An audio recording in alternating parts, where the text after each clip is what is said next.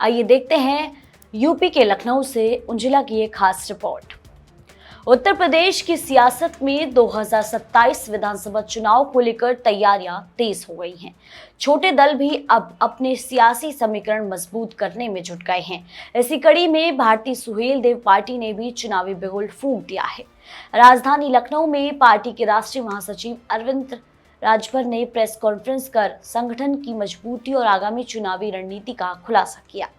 अरविंद राजभर ने दावा किया कि पार्टी लगातार नए लोगों को जोड़ रही है और 2027 के विधानसभा चुनाव के लिए पूरी तरह तैयार है। उन्होंने बड़ा दावा करते हुए कहा कि भारतीय सुहेल देव पार्टी प्रदेश की 83 विधानसभा सीटों पर चुनाव लड़ने की तैयारी कर रही है। अरविंद राजभर ने कहा कि आने वाला चुनाव युवाओं की भागीदारी वाला चुनाव होगा और पार्टी युवा चेहरों को मौका देने का काम करेगी। वहीं समाजवादी पार्टी के मुखिया अखिलेश यादव पर निशाना साधते हुए अरविंद राजभर ने कहा कि अखिलेश यादव लगातार सुहेल देव पार्टी का प्रचार करने का काम कर रहे हैं, जिसके लिए वह उनका दिल से धन्यवाद करते हैं। अरविंद राजभर ने साफ किया कि पार्टी का लक्ष्य सिर्फ चुनाव लड़ना नहीं बल्कि संगठन को मजबूत कर भविष्य में नई ऊंचाइयों तक पहुंचाना है। उन्होंने कहा, युवाओं को राजनीति में आगे लाकर पार्टी नई दिशा में आगे बढ़ेगी। अब देखना दिलचस्प होगा कि 2027 के सियासी रण में भारतीय सुहेल देव पार्टी का ये दावा कितना असर दिखाता है और क्या 83 सीटों का लक्ष्य पार्टी को यूपी की सत्ता के समीकरणों में मजबूत जगह दिला पाएगा। समाजवादी पार्टी ने तो बहुजन समाज पार्टी के साथ भी धोखेबाजी किया, उन्होंने कांग्रेस पार्टी के साथ भी धोखेबाजी किया, जयंत चौधरी जी के साथ भी किया, निषाद जी के भी साथ किया और तमाम जो छोटी पार्टियां हैं उनके साथ भी उन्होंने करने का काम किया है। और जो साथी हमारे कमलेश जी हैं, दीपक वर्मा जी हैं, जो लोग भी यहाँ फ्रंट पर खड़े हैं, सबका आप गमछा पहना दीजिए। आप जरा गमछा पहना दीजिए, जितने साथी उपस्थित हैं सबका गमछा पहना दीजिए। जो लोग भी हैं, राजेश सिंह जी हैं, अमित सिंह जी हैं, ब्रजेश यादव, आगे जो लोग हैं आगे, राजीव पटेल,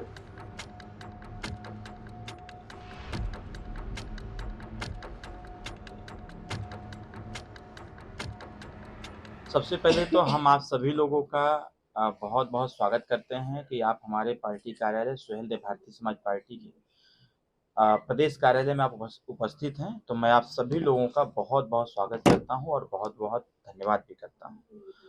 जैसा कि पहले से हम सब लोग एक श्रृंखलावश सुहेल देव भारतीय समाज पार्टी में सदस्यता का एक क्रम निरंतर जारी है और कभी माननीय मंत्री जी तो कभी हम, कभी हमारे माननीय मुख्य प्रवक्ता जी, कभी प्रवक्ता जी और कार्यालय प्रभारी जी, सभी लोगों के नेतृत्व में सुहेल देव भारतीय समाज पार्टी में सदस्यता लेने वालों की संख्या बल बढ़ती चली जा रही है। उसी क्रम में हमारे छोटे भाई हैं जिन्होंने कई आविष्कार किए हैं, श्री मनीष पटेल जी हैं, बगल में बैठे हुए हैं। इन्होंने कई ऐसे आविष्कार किए हैं कि जिसके बारे में अगर आपको बताएंगे तो आपको खुद ताज्जुब भी होगा और आश्चर्यचकित भी हो जाएंगे कि इतने कम उम्र में आपने पढ़ाई लिखाई करके कई ऐसे आविष्कार किए जो मानवीय जीवन में उपयोग की चीज़ें हैं, लेकिन कहीं ना कहीं जो ऐसे लोगों को बढ़ावा देने का जो मौका मिलना चाहिए वो मौका इन लोगों को नहीं मिल पा रहा है।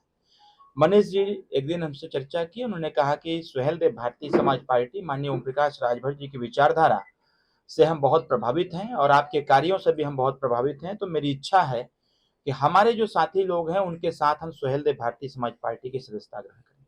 इसी कड़ी में आज मनीष पटेल जी जो जनपद देवरिया के रहने वाले हैं पार्टी की सदस्यता ले रहे हैं, श्री कमल विशेन जी हैं जो बाराबंकी के हैं, दीपक वर्मा जी हैं जो गोरखपुर से हैं, राजेश सिंह जी हैं, अमित सिंह जी हैं जो जनपद मऊ से हैं, ब्रजेश यादव जी हैं, राजीव पटेल जी हैं, अखिलेश पटेल, सौरभ सिंह, शिवपाल जी हैं, अजय पटेल जी हैं, राजकमल जी हैं, आर्यन कुमार, सचिन कुमार, विजेंद्र भारती, राजकिरण भारद्वाज, विकास कुमार, संदीप कुमार, अभिषेक यादव, विशाल भास्कर, अमन कुमार, लगभग 21 लोग आज सुहेल देव भारतीय समाज पार्टी की सदस्यता ले रहे हैं। और इस प्रेस कॉन्फ्रेंस में हमारे पार्टी के राष्ट्रीय महासचिव श्री शक्ति सिंह जी उपस्थित हैं और हमारे पार्टी के राष्ट्रीय प्रवक्ता श्री पीयूष मिश्रा जी भी उपस्थित हैं और कार्यालय के प्रभारी धर्म प्रकाश जी उपस्थित हैं।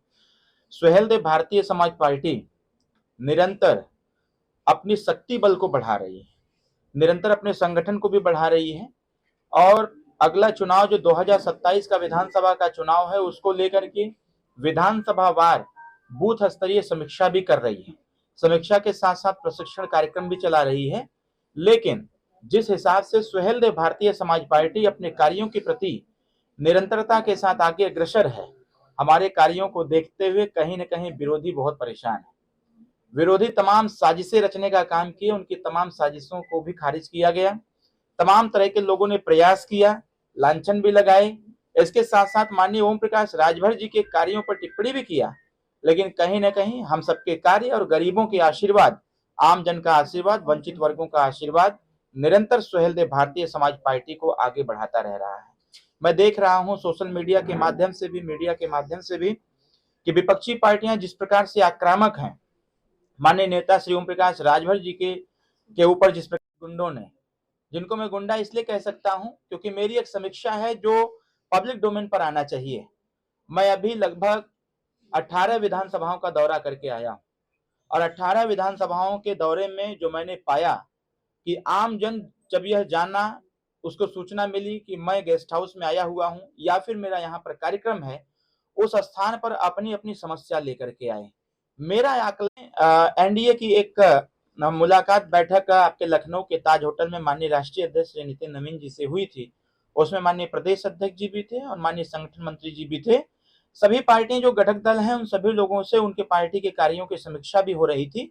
माननीय जी ने पूछा हमारे पार्टी से संबंधित, मैंने उनको अवगत कराया कि सुहेलदेव भारतीय समाज पार्टी लगभग 108 विधानसभा जो पूर्वांचल में है, 108 विधानसभा के साथ साथ पश्चिमांचल और मध्यांचल और पूर्वांचल मिलाकर के 83 सीटों पर हम काम कर रहे हैं और उन 83 सीटों की जिम्मेदारी हम सब लोगों की है कि उस सीट को जीत करके हम एनडीए के पक्ष में देने का काम करें। 83 सीटों में से जो 37 सीटें हैं जो हमारी ए ग्रेड की सीटें हैं, उन 37 सीटों पर हम पार्टी के अपने वरिष्ठ पदाधिकारियों को हमने कोऑर्डिनेटर और सह कोऑर्डिनेटर बना रखा है। आने वाले समयों में हमारी तैयारी भरपूर है। जैसा कि मैं पहले ही बताया कि 18 विधानसभा की समीक्षा करके मैं आज देर रात को मैं लखनऊ आया हुआ हूं। कल मैं गाजियाबाद जा रहा हूं, कल हमारा गाजियाबाद में कार्यक्रम है। तो मैं ये कह सकता हूं सुहेलदेव भारतीय समाज पार्टी की तैयारी बूथ स्तर तक बहुत मजबूत है। जो मूल मतदाता है ऐसे ही लोग उसमें इन्वॉल्व हैं। ये दुर्भाग्यपूर्ण है। 10 साल हमारी सरकार एनडीए की है, पूर्व में समाजवादी पार्टी की सरकार थी, 10 साल बीत गया, उसके बाद भी समाजवादी पार्टी के सरकार के जो गुंडे, सरकारी गुंडे रहे हैं, उन लोगों को अभी भी उनका बल खत्म नहीं हो रहा है। तो आम जनमानस से यह संदेश आ रहा है कि जब 10 साल के कार्यकाल नहीं है समाजवादी पार्टी का, उसके बावजूद यह हाल है, तो इनकी सरकार बन जाएगी तो क्या हश्र करेंगे आम जन का। तो मैं यह कह सकता हूं कि समाजवादी पार्टी के कार्यकर्ता, उनके पदाधिकारी और समाजवादी पार्टी के मुखिया कहीं न कहीं विचलित हैं। हम लोगों के कार्यों से उनको नुकसान हो रहा है और कहीं न कहीं मैं यह कह सकता हूं स्पष्ट रूप से कि समाजवादी पार्टी का अगर सबसे बड़ा कोई दुश्मन उन्होंने मान रखा है तो माननीय ओम प्रकाश राजभर और सुहेलदेव भारतीय समाज पार्टी को मान रखा है। शायद इसीलिए माननीय अखिलेश यादव जी शब्दों का इस्तेमाल करते हुए अपने कार्यकर्ताओं को भी इंगित करते रहते हैं। जिस प्रकार से माननीय शिवपाल यादव जी ने कहा कि ओम प्रकाश राजभर का भी इलाज कराने की आवश्यकता है, विशेष इलाज कराने की आवश्यकता है। तो मैं चाचा जी से मैंने पूछा भी था कि वो विशेष इलाज क्या है। अगर इसकी जानकारी हो जाती तो सबसे पहले वह इलाज माननीय अखिलेश यादव जी का कराते और उसके बाद उनके जो पार्टी के पदाधिकारी हैं उनका विशेष इलाज की नितांत आवश्यकता है। ये जिस भाषा का प्रयोग कर रहे हैं, एक वरिष्ठ पदाधिकारी होकर के भी जिस विशेष इलाज की भाषा का प्रयोग कर रहे हैं, मैं ये कह सकता हूं कि अगर उसको आम जन के पब्लिक डोमेन पर देखा जाए तो ये गुंडई वाली भाषा है और यह गुंडई वाली भाषा योगी जी की सरकार में नहीं चलेगी। इसलिए मैं जरूर कहना चाहूंगा कि अपनी भाषा का इस्तेमाल सही से किया जाए। ये समाज है, समाज को सब पता है, जनमानस है, जनता ही सरकार बनाती है, लोकतंत्र है और लोकतंत्र में जनता से बड़ा कोई नहीं। तो मैं यह जरूर कहना चाहूंगा कि माननीय अखिलेश यादव जी के कार्यशाला में जो उनके कार्यकर्ताओं को प्रशिक्षण दिया गया है वो प्रशिक्षण गुंडई वाला ही है। तो इसलिए मैं जरूर कहूंगा कि जनता को सचेत रहने की आवश्यकता है। और फिर से एक बार जिस प्रकार से निचले स्तर पर एक संदेश है कि भारतीय जनता पार्टी एनडीए सरकार के कार्यों की समीक्षा आमजन कर रही है और सभी लोग संतुष्ट हैं। सबका कहना यह है कि एक बार फिर से तीसरी बार हम एनडीए की सरकार बनाएंगे और माननीय ओम प्रकाश राजभर जी के नेतृत्व में हम लोग फिर से एक बार आम जन वंचित वर्ग के हितों की रक्षा की लड़ाई लड़ते हुए जो छूटे हुए काम होंगे उसको भी पूरा करने का काम करेंगे। तो समाजवादी पार्टी के ही नेता रहे हैं।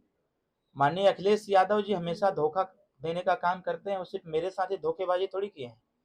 समाजवादी पार्टी ने तो बहुजन समाज पार्टी के साथ भी धोखेबाजी किया, उन्होंने कांग्रेस पार्टी के साथ भी धोखेबाजी किया, जयंत चौधरी जी के साथ भी किया, निषाद जी के भी साथ किया और तमाम जो छोटी पार्टियां हैं उनके साथ भी उन्होंने करने का काम किया है। तो हमको धोखे में रख करके माननीय अखिलेश यादव जी ने इस प्रकार की सिचुएशन बनाया था। उस समय व्यवस्था थी हमारी कि समाजवादी पार्टी से जो प्रत्याशी दिए गए उसको हम लोगों ने स्वीकार किया और यह नहीं समझे थे कि जिस पार्टी को, जिस नेता को हम लोग उत्तर प्रदेश का मुख्यमंत्री बनाना चाहते थे वह व्यक्ति भस्मासुर साबित हो जाएगा। भगवान ने भस्मासुर को आशीर्वाद दिया था और सबसे पहले अगर भस्म करने का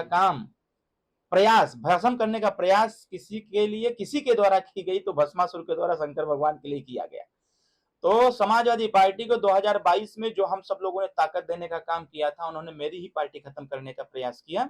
इसलिए जब हम लोगों ने डिफेंस के तौर पर अपने वक्तव्य देना चालू किए, प्रयास किए, तो माननीय अखिलेश यादव जी को यह बात नागवार लगी, उन्होंने तलाक दे दिया। जब तलाक दे दिया तो उनके रास्ते अलग, हमारे रास्ते अलग, हमारी पार्टी बच गई। तो मैं यह कह सकता हूं कि समाजवादी पार्टी भस्मासुर जैसी पार्टी है। 83 सीटों में से 37 सीटों पर हम अपने कार्यकर्ता, जो हमारे वरिष्ठ पदाधिकारी, उनको प्रभारी और सह प्रभारी बना रखा है मैंने, और उन्हीं 37 सीटों में से एनडीए के तरफ से जितनी भी सीटें हमको प्राप्त होंगी उन सीटों को लेकर के हम लोग चुनाव लड़ेंगे और जीतेंगे। जीत करके फिर एक बार 2017 से भी ज्यादा प्रचंड बहुमत से हम लोग सरकार बनाएंगे।